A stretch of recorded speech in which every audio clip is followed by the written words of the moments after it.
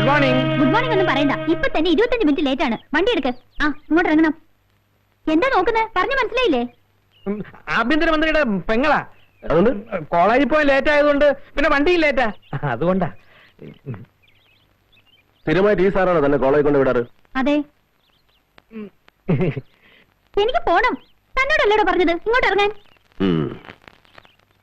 മന്ത്രിയുടെ പെങ്ങളെ കോളേജിൽ കൊണ്ട് വിടാനുള്ളതല്ല പോലീസ് ജീപ്പ്. അവളെ കോളേജിൽ കൊണ്ടാക്കാനുള്ളവനല്ല പോലീസുകാരൻ. മനസ്സിലായോ? മേലാൽ ഇത് ആവർത്തിച്ചാലുണ്ടല്ലോ.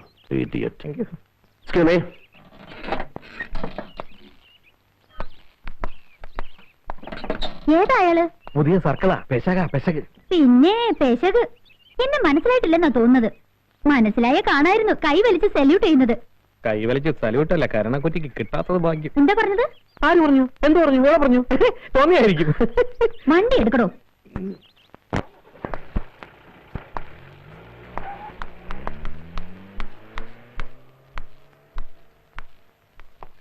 എന്താ അറിയോടോ? അറിയാം. ആഭ്യന്തരമന്ത്രിയാകുന്നതിന് മുമ്പേ അറിയാം. ഞാൻ ലോ കോളേജിൽ സാറിന്റെ ജൂനിയറായിട്ടുണ്ടായിരുന്നു. ഇല്ല, സാറിന് എന്നെ ഓർമ്മ കാണില്ല. പക്ഷെ എനിക്ക് സാറിന് നല്ല ഓർമ്മയുണ്ട്. ഈ ശബ്ദവും അന്ന് ലോ കോളേജിന്റെ ചുവരുകളെ പോലും പിടിച്ചു കുലുക്കിയ ശബ്ദമല്ലേ ഇത്.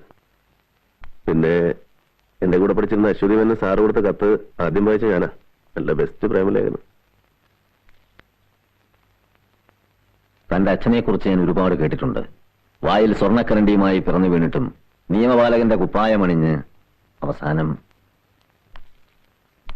ഒരു സംഭവം ഉണ്ടായാൽ ഉടനെ ഒരു അന്വേഷണ കമ്മീഷൻ, അല്ലെങ്കിൽ ഒരു CBI അന്വേഷണം. ഇവിടെ പോലീസും ഒരു ഡിപ്പാർട്ട്മെന്റ് എന്തിനാ? ആ പേരുദോഷം ഒന്ന് മാറ്റിയെടുക്കണം.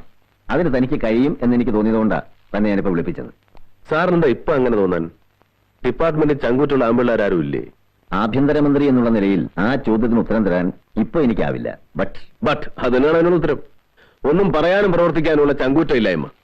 എല്ലാം ഒറ്റവാക്കിൽ പറഞ്ഞ് രക്ഷപ്പെടാൻ നിങ്ങൾ മന്ത്രിമാർക്ക് കിട്ടിയിരിക്കുന്ന ഒരു വാക്ക് ബട്ട്. അമർനാഥ്, മന്ത്രിമാരും മനുഷ്യരാണ്. അയ്യോ, അല്ലെന്നാര് പറഞ്ഞു? 8 വയസ്സുള്ളപ്പോൾ ഒരു മന്ത്രിയെ ഞാൻ ആദ്യമായിട്ട് കാണുന്നു. നക്സലൈറ്റുകളായ 3 കൊലക്കേസ് പ്രതികൾ എന്റെ അച്ഛനെ ജീവനോടെ ചുട്ടുകരിച്ചപ്പോൾ വികൃതമായ മൃതദേഹത്തിൽ റീത്ത് വയ്ക്കാൻ വന്നത് ഒരു മന്ത്രിയാണ്. പിന്നെ കാണുന്നത് ഒരു സ്വാതന്ത്ര്യ ദിനത്തിൽ വെള്ളവസ്ത്രം എടുത്തു നിൽക്കുന്ന എന്റെ അമ്മയുടെ കയ്യിലേക്ക് അച്ഛന്റെ മരണാനന്തര ബഹുമതിയും 5000 ഉലുവയും വെച്ചു കൊടുക്കുന്ന ഒരു മന്ത്രി. 5000 രൂപ തിരിച്ചു കൊടുത്ത അത് വേറെ കാര്യം. പക്ഷേ മന്ത്രി എന്ന പദത്തിന്റെ അർത്ഥം എനിക്ക് ശരിക്കും മനസ്സിലായത് എന്റെ അച്ഛനെ കൊന്ന അതേ പ്രതികളെ ധീരവിപ്ലവകാരികൾ എന്ന ലേബലിൽ മാലയിട്ട് സ്വീകരിക്കുന്ന അതേ മന്ത്രിയെ കൊണ്ടപ്പോഴാണ്. ആ പട്ടികയിൽ എന്നെ പെടുത്തരുത് അമർനാഥ്. ആഭ്യന്തരമന്ത്രിയായിട്ടല്ല ഞാൻ ഈ സംസാരിക്കുന്നത്, പച്ചയായ ഒരു മനുഷ്യനായിട്ടാണ്. അല്ലെങ്കിൽ പഴയ സീനിയർ സ്റ്റുഡന്റിന്റെ സ്ഥാനത്ത് നിന്നുകൊണ്ട് പറയാം. നിങ്ങളുടെ സേവനം ഡിപ്പാർട്ട്മെന്റിന് വേണ്ടി ഞാൻ ആവശ്യപ്പെടുകയാണ്. അത് എനിക്ക് അധികാരത്തിൽ തുടരാനുള്ള മോഹം കൊണ്ടല്ല, മറിച്ച് മറ്റുള്ളവരെയും അധികാരത്തിൽ നിന്ന് ഇറക്കാനുള്ള മോഹം കൊണ്ടാണോ? ഇതൊരു ചലഞ്ചാണ്. You carry on. കിതപ്പറിയാത്ത പ്രായമാണ് നിങ്ങളുടേത്.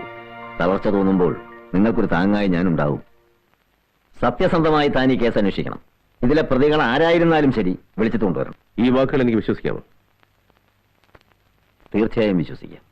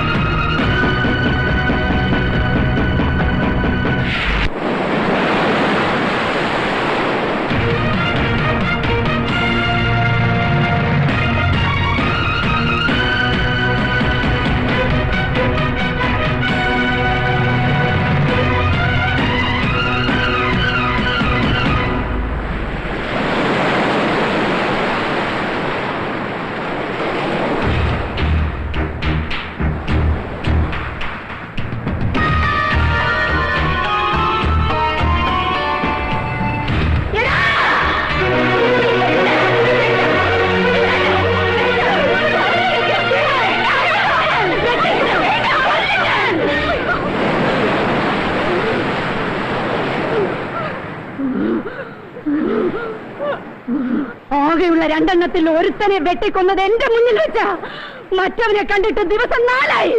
പിടിച്ചോണ്ട് പോയതാ പോലീസുകാര്. അവനെയും കൊണ്ടുപോയി കൊന്നു. പറ മോനെ, നിനക്കും ഇല്ലേ ഒരമ്മ? പറ മോനെ. എന്റെ മോനെ വിടെ. പറ മോനെ.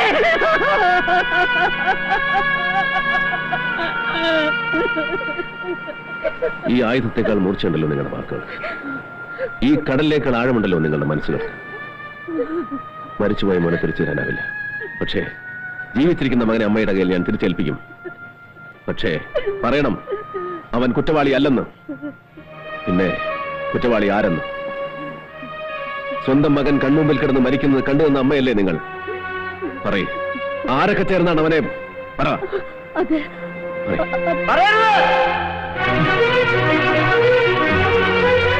ഇവർ പറയുന്നത് വിശ്വസിക്കരുത്. ബാക്കിയുള്ളവരെ കൂടെ കൊണ്ടുവന്ന് കൈക്കൂലി വാങ്ങുന്ന ദുഷ്ടന്മാരാണിവർ. അല്ലെങ്കിൽ ആണെന്നും പെണ്ണെന്നും നോട്ടമില്ലാത്ത വർഗമാണിവർ.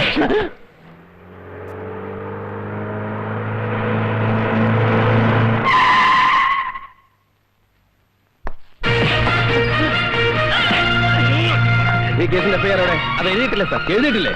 അവരെ അറസ്റ്റ് ചെയ്തിട്ട് 3-4 ദിവസമായിട്ടുള്ളൂ സാർ. അപ്പൊ ഇവരെ കോടതിയിൽ ഹാജരാക്കുന്ന പരിപാടിയൊന്നുമില്ലേ? ഞാനപ്പോ ലീവിലായിരുന്നു. പ്രശ്നമുണ്ടായതിന്റെ പിറ്റേന്ന് ലീവ് ക്യാൻസൽ ചെയ്ത് ഞാൻ വരുമ്പോ ഇവരിവിടെ സുഖമായിട്ടുണ്ട്.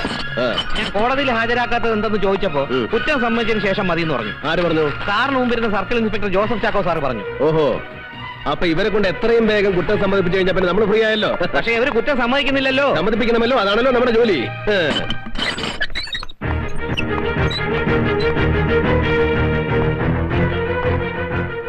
ആണാണെന്നും പെണ്ണാണെന്നും നോട്ടമില്ലാത്ത വർഗമാണ് പോലീസുകാരൻ തന്നോട് ആരാ പറഞ്ഞേ? അങ്ങനെ തല്ലരുത്, ഞങ്ങൾ ഒന്നിനില്ലാത്തവരോ സാറേ. പിന്നെ ഉള്ളവരാരാ? എല്ലാത്തിനും ഉണ്ടായിരുന്നവരാരാ? മാർത്തണ്ട, സ്വന്തം സഹോദരങ്ങളുടെയും കുടുംബാംഗങ്ങളുടെയും ശരീരം കൺമുമ്പിൽ കിടന്ന് വെന്ത് നീറുന്നത് കണ്ടിട്ടും അത് ചെയ്തവർക്കെതിരായിട്ട് ഒരു അക്ഷരം പോലും പറയാൻ നിന്റെ നാവ് പൊന്നുന്നില്ലെങ്കിൽ ആ നാവ് ഞാൻ പിഴുതറിയും. സാറ് കൂടെ ഞങ്ങൾ തല്ലരുത്. സ്വന്തം ഭാര്യയുടെ ശവശരീരം ഒന്നടക്കം ചെയ്യാൻ പോലും കഴിയാത്തവരാണ് ഞാൻ. എനിക്കൊന്നും അറിയില്ല, ഒന്നും അറിയില്ല. ഒന്നും അറിയില്ലേ? എനിക്കറിയാം നിങ്ങൾക്ക് പലതും അറിയാവുന്ന. പറഞ്ഞില്ലെങ്കിൽ ദൈവത്തിന് പോലും നിങ്ങളെ രക്ഷിക്കാനാവില്ല. 12 വയസ്സ് പോലും തൊഴിലെടുക്കണ കയ്യ സാറേ ഇത്. കള്ളം പറഞ്ഞ കടലമ്മ പോലും പൊറുക്കൂല സാറുടെ മനസ്സായത്. ഞങ്ങളുടെ മനസ്സിൽ ജാതി ബോധം ഒന്നുമില്ല സാറേ. ഞങ്ങളുടെ മനസ്സുകളെ തമ്മിൽ പിരിച്ചു കളഞ്ഞു സാറേ, പിരിച്ചു കളഞ്ഞു. ഓമന കടപ്പുറം സ്വർഗായിരുന്നു. ഞങ്ങളുടെ കൊച്ചു സ്വർഗ, കൊച്ചു സ്വർഗ, കൊച്ചു സ്വർഗ, കൊച്ചു സ്വർഗ.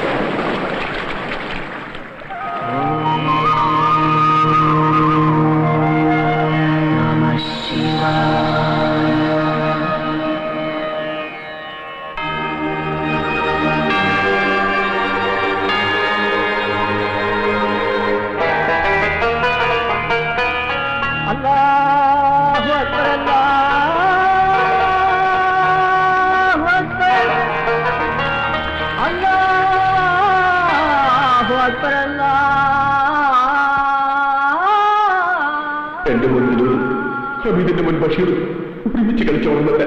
ബഷീറാണെങ്കിൽ ഉമ്മില്ലാത്ത കുട്ടി. അവർ തമ്മിൽ ചേർന്ന വികൃതി പലതും കാട്ടും.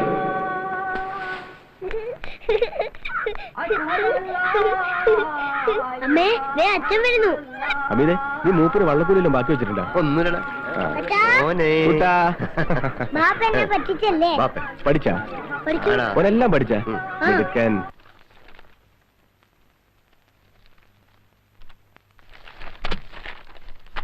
എടാ ബഷീറെ, ഒന്ന് കാണിച്ചു തരാ. ഒന്ന് കാണിച്ചു തരാ. ടീച്ചറെ, വിനോദ് നോക്കിയിരുന്നു. സ്റ്റാൻഡപ്പ്. നിനക്കെന്താ ഹരിക്കാൻ അറിയില്ലേ? ടീച്ചറെ, എന്നും ഇവ എങ്ങനെയാ എന്റെ പുസ്തകം നോക്കി എഴുതാറ്? ശരിയാണോടാ? അല്ല ടീച്ചറെ, ഇവൻ കള്ളവാ പറയുന്നേ. നോക്കി എഴുതും പോലെ പിന്നെ കൊള്ളവും പറയുന്നോ? നീട്ടുവാ കൈ.